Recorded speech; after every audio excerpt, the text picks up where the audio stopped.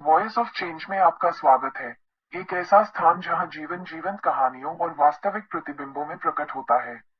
आत्मा खोज की इस यात्रा में मेरे साथ शामिल हों क्योंकि मैं उतार चढ़ाव और इनके बीच की हर चीज को साझा करता हूँ। व्यक्तिगत जीत से लेकर चुनौतियों से निपटने तक प्रत्येक वीडियो मेरे जीवन की कहानी का एक अध्याय है। हार्दिक बातचीत, सीखे गए सबक और समाज के प्रति मेरे दृष्टिकोण के लिए मेरे साथ जुड़े। ना मैं कोई हिस्टोरियन हूँ, ना कोई फिलासफर हूँ और ना ही कोई इतना ज़्यादा पढ़ा लिखा हूँ। आज मैं 60 साल का हो गया हूँ और अपने जीवन के इस 60 साल के कुछ अनुभव अपनी युवा पीढ़ी और देशवासियों के साथ साझा कर रहा हूँ। इस 60 साल की उम्र में मैंने और मेरे परिवार ने आज तक वोट डाला नहीं। इसके दो कारण रहे। एक, मैंने बचपन में अपने पिताजी को इलेक्शन के कुछ देर बाद हर इलेक्शन के कुछ देर बाद पछताते हुए देखा और जवान होने के बाद अपनी कॉन्स्टिट्यूंसी में 2 बार इलेक्शन एजेंट रहकर अनफेयर इलेक्शंस होते हुए देखकर दिमाग दुविधा में ही पड़ा रहा। दूसरा कारण, कश्मीर से माइग्रेट होकर होने के बाद कई प्रयासों के बावजूद भी आज तक वोटर कार्ड बना ही नहीं। अपना यह सफ़र आज़ादी से शुरू करते हुए आज़ादी के समय हमारे देश के पास एक पढ़ा लिखा लीडरशिप था। पढ़ा लिखा लीडरशिप होने के बावजूद भी देश का विभाजन करना पड़ा। ना उस वक्त देश का मुसलमान विभाजन के समर्थन में था और ना ही मुस्लिम लीग कोई इतनी पावरफुल थी। मेरी दृष्टि में देश के विभाजन के दो कारण हो सकते हैं। एक, मोहम्मद अली जिन्ना की बौद्धिक क्षमता हमारे सारे नेताओं की बौद्धिक क्षमता से अधिक रही होगी। और दूसरा, हमारे नेताओं की निजी स्वार्थ पूर्ति। अपने अपने निजी स्वार्थों की पूर्ति होते देख देश के विभाजन को स्वीकृति दी गई। इन्हीं निजी स्वार्थों के कारण ही देश का विभाजन भी अधूरा रह गया। अगर पूर्ण रूप से धर्म आधारित विभाजन हुआ होता तो सारा मुसलमान आज पाकिस्तान में होता और भारत एक हिंदू राष्ट्र होता। उस समय इस प्रक्रिया में हिंदूवादी संगठन भी मूक दर्शक ही रहे। इसके बाद देश को एक लोकतांत्रिक संविधान दिया गया। एक डेमोक्रेटिक कॉन्स्टिट्यूशन में धर्म, जाति, पंथ इनका कोई वर्णन होता ही नहीं है। जैसा कि हम सबको ज्ञात है कि भारत के लगभग सभी धर्म, पंथ, जातियां हम सब एक ही समाज से आते हैं। सदियों से मूलतः हमारे देश में एक ही समाज, हिंदू समाज हुआ है और दूसरे देशों से दूसरे धर्म के लोग हमारे देश में आकर कम बसे हैं। यानी आज देश में जितने भी धर्म, पंथ हैं वे सारे हिंदू समाज से धर्म परिवर्तित हुए हैं।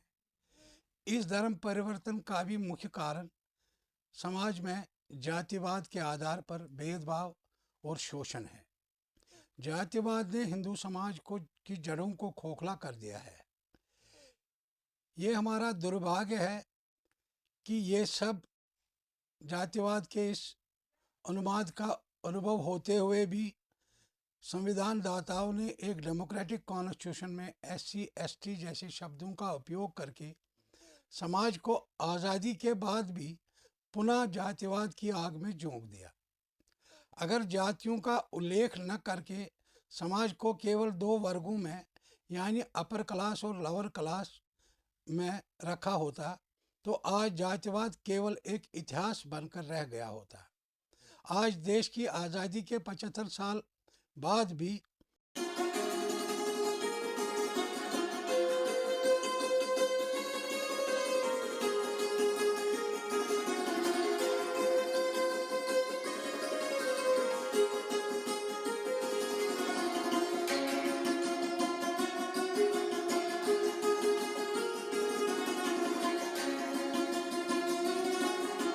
रोज पिए स्वस्थ जिए। स्वर्ण कश्मीरी स्पाइसी ग्रीन कावा टी। जानकारी के लिए दिए गए नंबर पर संपर्क करें। संविधान में शोषित वंचित वर्गों के उत्थान के लिए प्रावधानों के होते हुए भी इन वर्गों का 5 से 10% का उत्थान नहीं हो पाया है, बल्कि जातिवाद का उन्माद चरम सीमा पर देखने को मिलता है। संविधान के लागू होते ही इन वर्गों का नेताओं, राजनीतिक पार्टियों द्वारा शोषण फिर से शुरू हो गया और जो आज तक चला आ रहा है।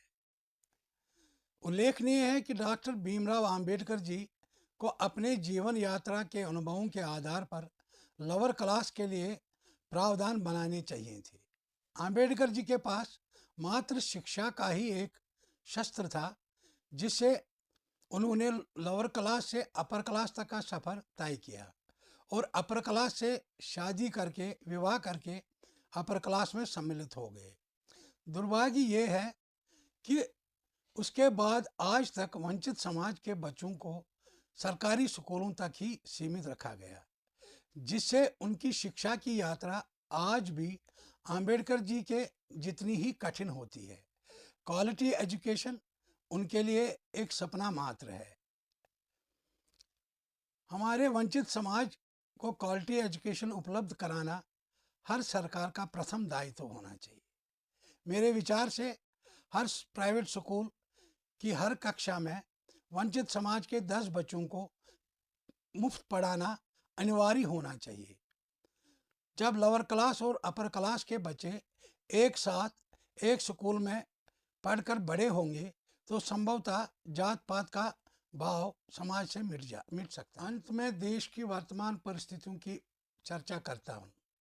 दुर्भाग्यवश देश के कुछ जाने माने पत्रकार, जिनको किसी कारणवश अपने न्यूज़ चैनल्स को त्यागना पड़ा, आजकल फेसबुक, यूट्यूब पर सरकार का जमकर विरोध करते नजर आते हैं।